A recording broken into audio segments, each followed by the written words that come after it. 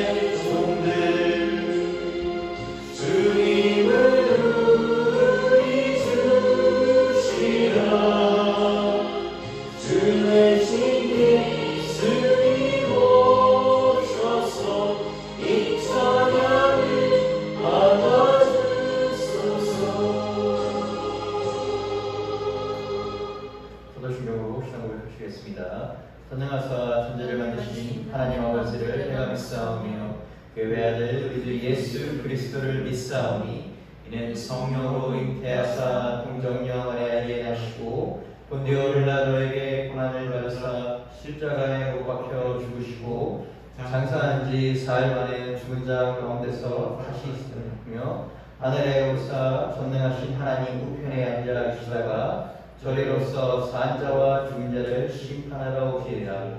성령을 믿사오며 거룩한 공회와 성도가 서로 교통하는 것과 죄를 사하여 주시는 것과 몸이 다시 사는 것과 영원히 사는 것을 믿사옵나이다. 아멘. 그동안 16번 시편 28편 읽겠습니다. 한 절씩 교독하시고 그분께서는 붉은 글씨로 받아들이시면 됩니다. 여호와여 내가 주께 부르짖으오니 나의 반석이여 내게 귀를 막지 마소서. 주께서 내게 잠잠하시면 내가 무덤에 내려가는 자와 같을까 하나이다. 내가 주의 지성소를 향하여 나의 손을 들고 주께 부르짖을 때에 나의 간구하는 소리를 들으시고 악인과 악을 행하는 자들과 함께 나를 끌어내지 마옵소서. 그들은 그의 주에게 화평을 바라나 그의 마음에는 악독이 있나이다. 그들은 여호와께서 행하신 일과 손으로 지으신 것을 생각하지 아니하므로 여호와께서 그들을 파괴하고 건설하지 아니시리라. 여호와를 찬송하며 내 간구하는 소리를 들으시미로다. 여호와는 나의 힘과 나의 방패이시니 내 마음이 그를 의지하여 도움을 얻어도다. 다시 읽겠습니다. 여호와는 그들의 힘이시요 그의 기름 부은 받은 자의 구원의 요새시로다. 아멘. 오늘 말씀 읽겠습니다. 페이지 넘겨주시기 바랍니다. 오늘 말씀 하나님께 주신 말씀은 고린도후서 12장 1절에서 10절입니다. 12장 1절 10절 한 절씩 교독하시겠습니다. 제가 먼저 읽겠습니다. 무익 하나마 내가 부득불 자랑하노니 주의 환상과 계시를 말하리라. 내가 그리스도인 안에 있는 한 사람을 아노니 그는 14년 전에 셋째 하늘에 이끌려 간 자라. 그가 몸 안에 있었는지 몸 밖에 있었는지 나는 모르거니와 하나님은 아시느니라. 내가 이런 사람을 아노니 그가 몸 안에 있었는지 몸 밖에 있었는지 나는 모르거니와 하나님은 아시느니라. 그가 낙원으로 이끌려가서 말로 표현할 수 없는 말을 들었으니 사람이 가이드리지 못할 말이로다. 내가 이런 사람을 위하여 자랑하겠으나 나를 위하여는 약한 것 외에는 자랑하지 아니하리라. 내가 만일 자랑하고자 하여도 어리석은 자가 되지 아니할 것은 내가 참말을 합니다. 그러나 누가 나를 보는 바와 내가 듣는 바와 지나치게 생각할까 두려워하여 그만두노라. 여러 계시를 받은 것이 지극히 크므로 너무 자만하지 않게 하시려고 내 육체의 가시 곧 사탄의 사자를 주셨으니 이는 나를 쳐서 너무 자만하지 않게 하려 하심이라. 이것이 내게서 확고하게 하기 위하여 내가 3번 주께 간구하였더니 나에게 이르시기를 내 은혜가 족하도다. 이는 내 능력이 약한 데서 온전하여집니다. 그러므로 도리어 크게 기뻐함으로 그의 여러 약한 것들에 대하여 자랑하리니 이는 그리스도의 능력이 내게 머물게 하려 합니다. 같이 읽겠습니다. 그러므로 내가 그리스도를 위하여 약한 것과 능력과 궁핍과 박해와 공고를 기뻐하노니 이는 내가 약한 그때에 강한 자라. 아멘.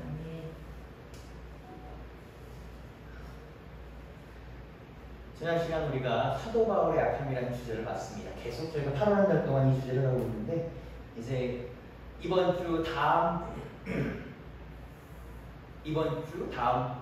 8월 다음 주 다다음 주 8월 이렇게 하면 저희가 고린도후서가 마무리될 것 같습니다. 오늘 12장입니다. 12장에서는 사도 바울은 자신의 약함을 얘기했고 첫 번째 자신이 경험한 신비 체험에 대해서 설명하는 것으로 오늘 읽습니다. 고린도후서 12장 1절에서 6절을 읽도록 하겠습니다. 무익하마 내가 부득불 자랑하노니 주의 환상과 계시를 말합니다. 내가 그리스도 안에 있는 한 사람을 아노니 그는 14년 전에 셋째 아내를 이끌어간 자라. 그가 몸 안에 있었는지 몸 밖에 있었는지 나는 모르거니와 하나님은 아시는지라. 내가 이런 사람을 아노니 그가 몸 안에 있었는지 몸 밖에 있었는지 나는 모르거니와 하나님은 아시느니라. 그가 낙원을 이끌려가서 말로 표현할 수 없는 말을 들었으니 사람이 가히 이르지 못할 말이로다. 내가 이런 사람을 위하여 자랑하겠으나 나를 위하여는 약한 것 외에는 자랑하지 아니하리라.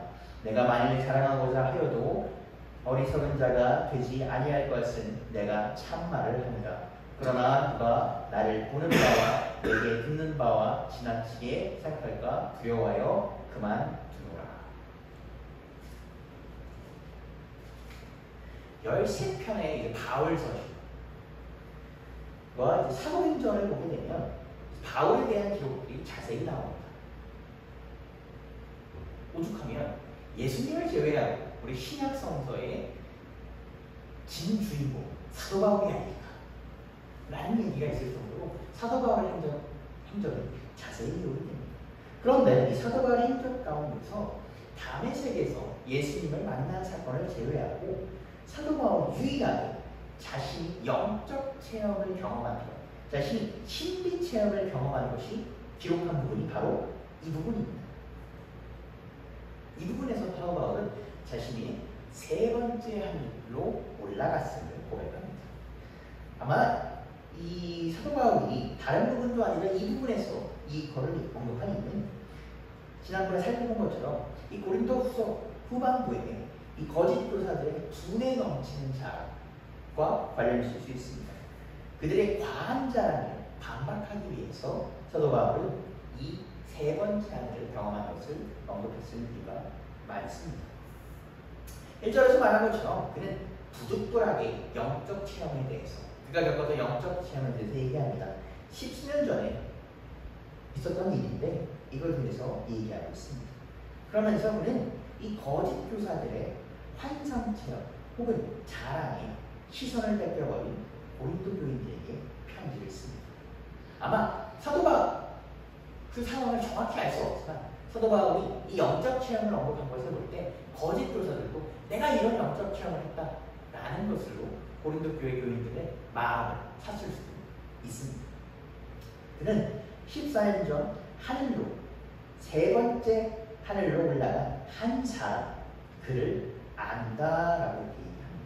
근데 사실 여기서 그를 안다고 하지만 아까 제가 말씀드린 것처럼 여기서 그는 사도 바울 자신입니다. 사도 바울은 1인칭이 아니라 자신을 3인칭으로 표현하면서 객관화시켜서 설명하려고 합니다. 그러니까 그가 경험했다고 알려진 세 번째 하늘이 무엇인지는 우리가 여러 가지 말들이 많습니다. 여러 가지 해석들이 있습니다만 일부 신학자들은 이 사도 바울이 경험한 세 번째 하늘이 뭐냐면 하나님께서 거하시는 하늘나라, 낙원, 그리고 새 예루살렘이다라고 이렇게 해석을 합니다. 이관에 대해서는 예수님께서 제자들에게 다음과 같이 이렇게 얘기하셨습니다. 예수님께서는 십자가에 못 박혀 돌아가시면 제자들에게 요한복음에서 이렇게 얘기하십니다. 우리 요한복음 14장 2절에서 3절을 읽도록 하겠습니다. 내가 아버지 집에 거할 것이 많도다. 그렇지 않으면 너희에게 일렀으리라. 내가 너희를 위하여 거처를 예비하러 가노니 가서 너희를 위하여 거처를 예비하면 내가 다시 와서 너희를 내게로 영접하여 나 있는 곳에 너희도 있게 하리라. 그리고 기독교인들이 종종 인용하는 구절입니다. 이 사도 바울이 경험했던 세 번째 하늘은 하나님께서 예수님께서 제자들에게 약속하신 그 하늘나라의 거처, 마지막 날에 하나님께서 예수님께서 다시 오실 때에 모든 믿는 자들의 영혼과 육신이 부활하여 경험한 새하늘과 새 땅이 되는 것을 사도 바울이 미리 경험한 것입니다. 사실 이것은 엄청 놀라운 얘기입니다. 우리가 마지막 날에 이 마지막 날에 이 볼을 새하늘과 새 땅이 무엇인지도 사실 우리가 아직 정확히 얘기를 못합니다. 할 수가 없습니다. 그런 와중에 사도 바울은 이를 미리 경험한 것입니다. 하나님께서 그를 하늘로 올리셨습니다. 사실 이거 엄청난 자랑거리며 무슨 얘기입니다. 사도 바울은 뒤에 있을 구절에서 자신이 지극히 크다는 사도들보다 부족하지 않다라고 설명하는데 이 사도 바울이 경험한 신비 체험과 결과를 보면 어쩌면 이거 당연한 말일지도 모릅니다. 12사도들 행적에 대해서 우리가 자세한 기록이 남겨져 있지 않기 때문에 직접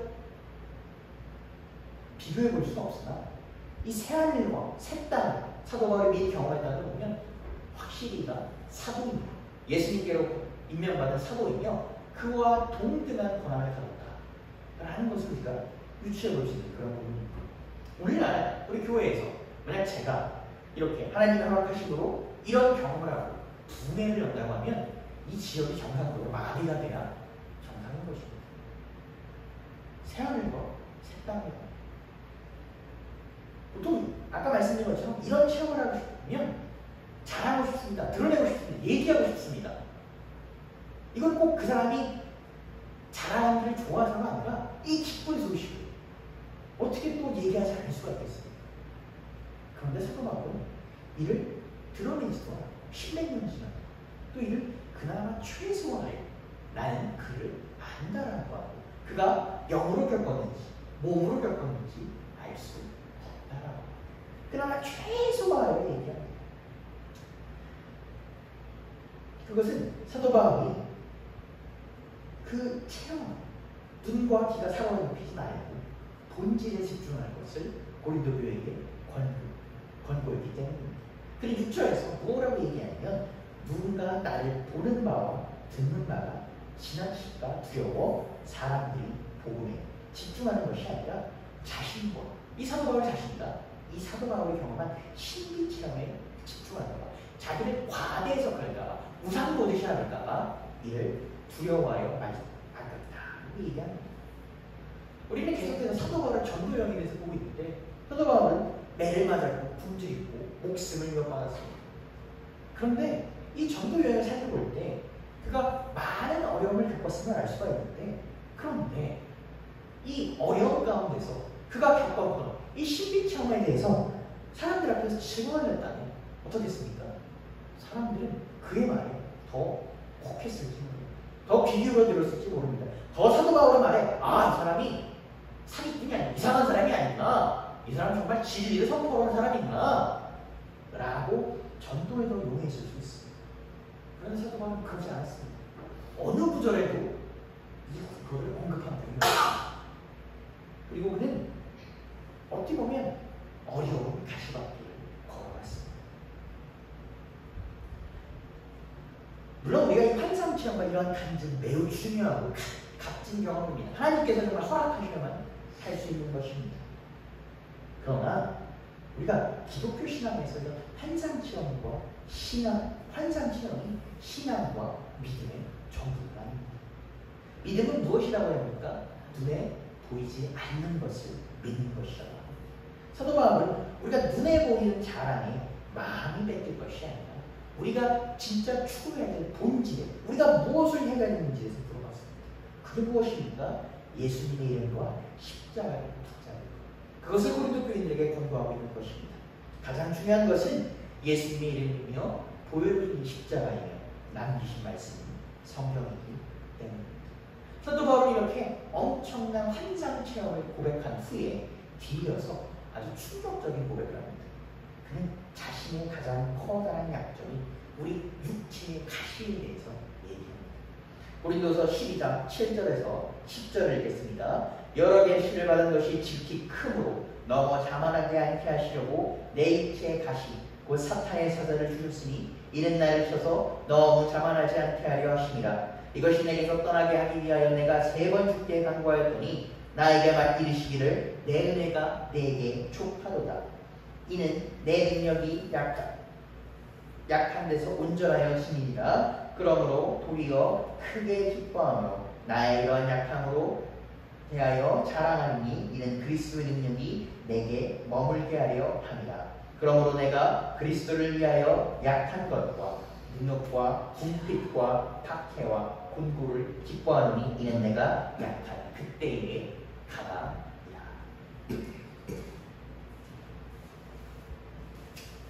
그러니까 하루 한 달 동안 이 사도 바울의 약함을 쭉 보고 있는데 그 모습은 어떤 모습이었습니까? 교회를 위해서, 예수님을 위해서 고난받고 약함을 가감없이 드러낸 모습이었습니다. 우리 여태까지 보게 되면 이 사도 바울의 의도와는 상관없이 우리 이렇게 생각할 수 있습니다. 아, 내가 이렇게 고생했구나, 내가 교회를 이렇게 섬겼구나 라는 것을, 그러니까 내가 이렇게 수고했음을 드러내는 것이 아닌가 라고 그렇게 오해할 수도 있습니다. 충분히. 그런데 이 마지막 7절에 이 육체의 가시는 다릅니다. 이 육체의 가시는 무엇이냐면 사도 바울이 정말 드러내지 않고자 했던 그의 치부이자 약점입니다. 이 얼마나 다른 사람들이 육체의 가시에 대해서 알지 못했냐면 사도 바울에 대해서 온갖 모함을 하는 이 거짓 교사들이 육체의 가시에 대해서는 1절 언급이 없습니다. 이들은 사도 바울의 과거 행적, 예수님을 탄압했고 사람들을 죽였던 그 행적에 대해서 얘기하고 있고, 또 뭐에 대해서 힘들게 얘기합니까?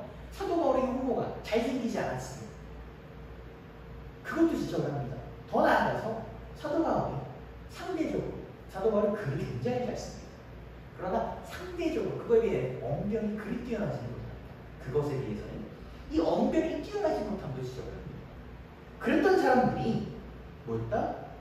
이 육체의 가시에 관한 부분에 대해서는 얘기하지 못합니다. 실제로 우리는 이 육체의 가시가 무엇인지는 정확히 알지 못합니다.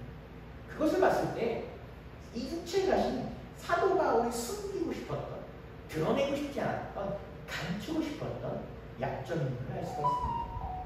심지어 이 육체의 가시는 사도 바울이 하나님께 기도하면서 3번이나 없애주십시오라고 답했던 것입니다.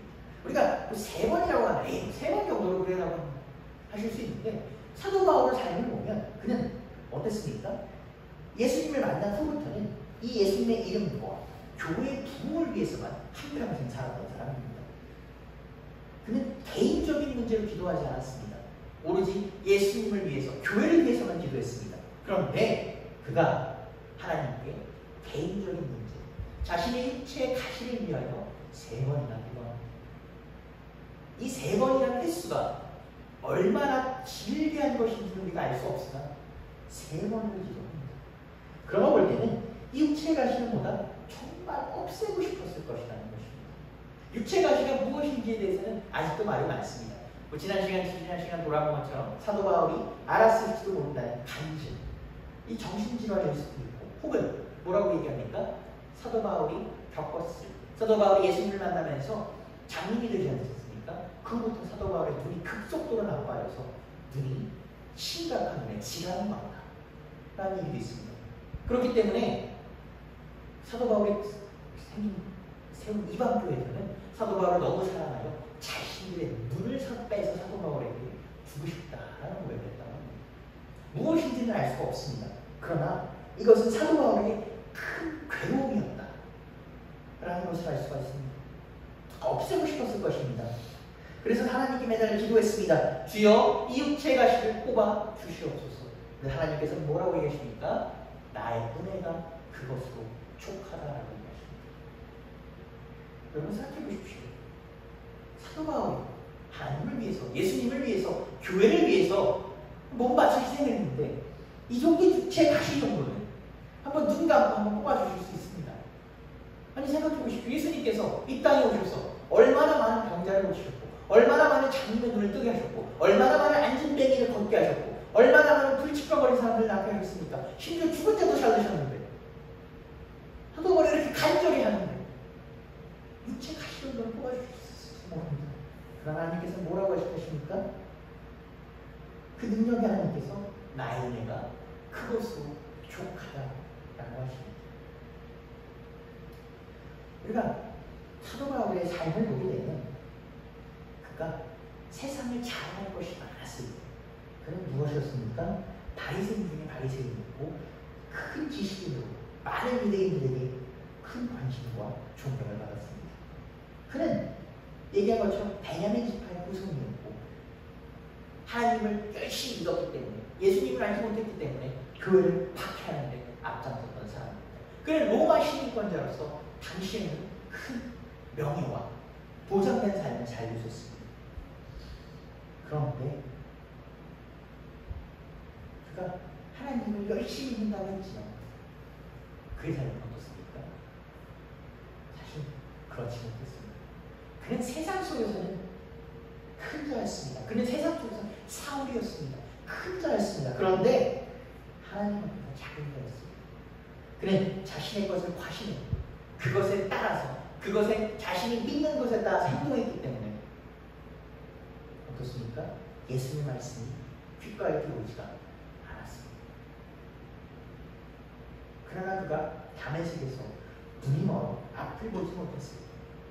어쩌면 이 세상에서 낮은 자가 되었을 때, 그의 자랑이 무쓸모가 되었을 때, 아무 분은 장님한테 바리새인 중에 바리새인이요, 내가 로마 시민권자, 이게 무슨 소리입니까? 당장 앞에 질그고 수고. 그런 그 앞에 하나님은 나타나서 그가 하나님 앞에서는 작은 자였으나 세상에서는 큰 자, 그 12사도를 비하여 작지 않은 자, 사도 바울이 되었습니다.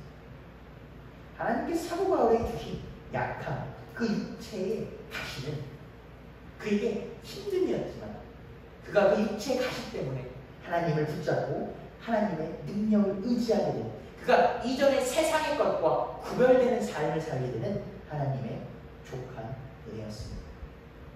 사도 바울은 자신이 약할 때, 자신이 힘들 때 자신의 약함을 자랑했습니다. 이 말도 안 되는 역설적인 고백은 우리에게 성경이 오늘 가르쳐주는 진리입니다. 사도 바울은 이를 알았습니다. 그렇기 때문에 사도 바울은 고린도 교인들에게 편지를 씁니다. 그렇기 때문에 그는 그의 약한 것을 슬퍼하지 않았고, 그 약한 것을 기뻐했고, 약한 것을 좌절하지 않았고, 약한 것을 부끄러워하지 않고, 약한 것을 말미암아 하나님의 은혜를 입었습니다. 약한 것을 말미암아 족한 은혜를 입습니다. 오늘 우리는 사도 바울의 모습을 통해 하나님께서 우리에게 허락하신 족한 은혜를 살펴봐야 합니다. 하나님께서 우리에게 복을 주시고 때로는 고난을 주시기도 하고 시련을 주시기도 합니다. 이 시련을 겪을 때, 고난을 겪을 때 우리는 그렇습니다. 안 겪었으면 좋겠다. 이것은 우리의 믿음이 약해서, 여러분의 믿음이 약해서가 아니라 목회자도 마찬가지입니다. 안 겪었으면 좋겠다. 되도록.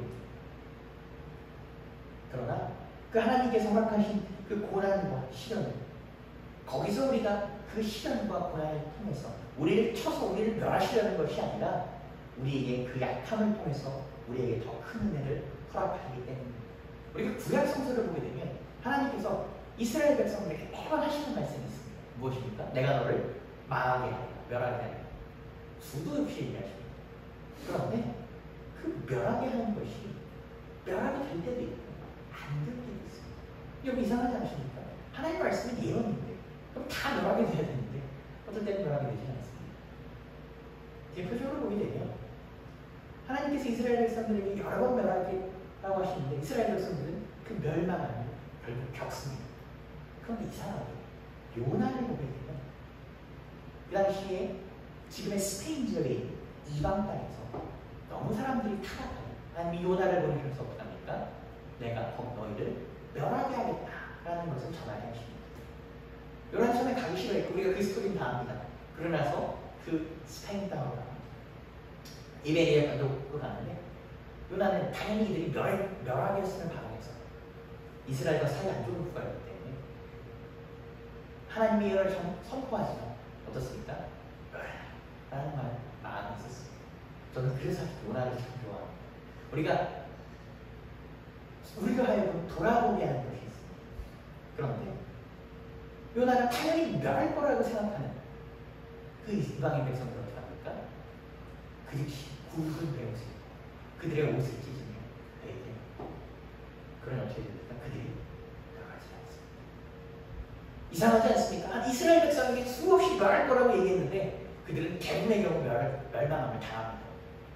그런데 그 이방 백성들 어쩌면 하나님을 제대로 알지 못하는 그 이방 백성들은 그 멸망함을 당하지 않습니다. 마찬가지입니다. 하나님께서 우리에게 시련과 어려움을 주실 때 그것은 뭐다? 우리를 더 강하게 하시고 우리 약함을 통해서 하나님께서 더욱더 크신 은혜를 허락하게 하십니다. 사도 바울을 통해서 사도 바울의 그 주신 가시를 통해서 사도 바울은 어떻습니까? 하나님의 촉한 은혜를 느꼈고 하나님의 능력을 경험했고 더욱더 큰 자가 되었고 더욱더 하나님 앞에 나아갔습니다. 사도 바울이 그 가시가 없었다면 그는 그 큰 사도들보다 전혀 부족함이 없는 자다 라고 일컬음받는 자가 되지 못했을 것입니다. 이는 우리에게도 마찬가지입니다. 우리 가운데 육체의 가시가 있을 때 우리 가운데 고난이 있을 때 시련이 있을 때 어려움이 있을 때 우리는 어떻게 해야 됩니까? 더욱더 하나님을 의지해야 됩니다. 간구해야 됩니다. 나아가야 됩니다. 때로는 울부짖을지라도 때로는 왜 하나님이 힘듭니까? 라고 하나님께 설사 하나님을 원망하는 책망하는 말이 나올지라도 하나님 앞에 나와야 합니다. 그것을 그쳐서는 안 됩니다. 하나님께 원망하는 것을 그쳐서는 안 됩니다. 하나님 너무 힘듭니다. 어떻게 나를 힘들게 하십니까? 라는 말을 할지라도 하나님께 매달려야 합니다. 왜 그렇습니까? 우리가 할 수 있다고 우리가 우리 힘으로 우리가 할 수 있다고 생각할 때는 하나님은 일하지 않으십니다. 여러분 생각해 보십시오. 여러분 스스로 할 수 있는데 왜 누가 남의 일을 누군가 우리 일을 대신해 주겠습니까? 우리가 할 수 없을 때 우리의 약함을 고백하고 우리가 힘듦을 고백할 때 하나님께서 우리 대신 나서주십니다. 아멘. 우리가 우리를 비울 때 예수님께서 나서주시는 것입니다. 우리가 우리의 무능함을 우리의 약함을 고백할 때 우리의 연약함을 고백할 때 하나님께서는 우리의 능력 되시고 우리의 오른손을 붙잡아 주시는 것입니다. 그리고 그 능력이 많으신 그 큰 오른손으로 오늘도 우리의 가운데 있는 그 어려움을 헤쳐나가 주실 것입니다. 이번 한 주도 우리를 강하게 하시는 우리를 강하게 붙잡으시는 그 하나님과 함께 하시고 동행하시며 그분께 구하시는 여러분 되시기를 주님의 이름으로 축복하고 기도하시겠습니다. 주님 감사합니다. 오늘도 우리 함께 하셔서 우리 이 자리에 나오게 하시니 감사드립니다. 주님 사도 바울이 그러셨던 것처럼 우리를 이끌어주시고 우리 약함을 주님 높게 해주시고 우리 약함을 불쌍히 하셔서 우리를 이곳에 이끄셨으니 우리 믿사오니 주님 우리를 함께하여 주옵소서. 사도 바울의 그 간구 끝에 주여 그 가시를 빼주십시오라는 기도 끝에 주님께서 응답하셨던 것처럼 너에게 촉한 은혜가 있다고 얘기하셨던 것처럼 주여 우리가 주님께 기도하오니 우리에게 큰 은혜를 부어주시옵고 주님 우리의 약함을 고백하오니 주님의 강함으로 주님 이끌어 주시옵소서. 절대 우리 것을 내세우지 않게 하시고 주님께 간구하게 하소서. 주님께 의지하게 하소서. 주님 우리의 약함과 연약함을 주님의 강함으로 주님 채워 주시옵소서. 우리의 고민과 문제를 주님 앞에 내려놓사오니 고백하오니 주여 우리를 선한 길로 이끄실 것을 주여 믿사옵니다. 주여 우리를 함께하여 주시옵소서. 이 모든 말씀 살아계신 예수 그리스도의 이름으로 기도드렸습니다. 아멘. 찬송가 183장 빈들의 마라톤 같이 찬양할 수 있습니다.